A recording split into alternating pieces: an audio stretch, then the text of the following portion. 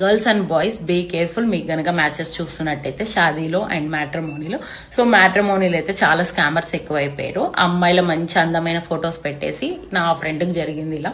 So అందమైన అమ్మాయిల photos పెట్టేసి రిక్వెస్ట్ పంపించి దాని తర్వాత వీడియో కాల్ లో కనెక్ట్ అయినాక దాని తర్వాత న్యూడిటీగా వీడియో అనేది షూట్ చేసి వాళ్ళనైతే బ్లాక్మెయిల్ చేయడం జరుగుతుంది.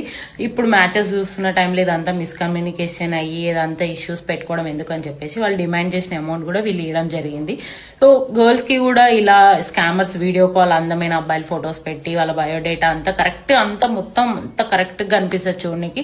సో మీరు డైరెక్ట్ ఎవరికి వీడియో కాల్స్ చేయగానే లిఫ్ట్ చేయకనండి. 1-2 సార్లు వాళ్ళు కనుక్కొని వాళ్ళ ఫ్యామిలీ ఏంటి వాళ్ళ పేరెంట్స్ తో మాట్లాడాక దెన్ సెకండ్ స్టెప్ మీరు వీడియో కాల్ తీసుకోవడం బెటర్. అది కూడా మీరు కెమెరా అనేది ఆఫ్ చేసి చూసి దెన్ అప్పుడు ఒక 2-3 సెకండ్స్ అదే పర్సన్ కాదా అనేది గమనించి అప్పుడు మీరు వీడియో కాల్ చేయండి. సో ఈ బాగా స్కామర్స్ అయితే చాలా ఎక్కువైపోయారు.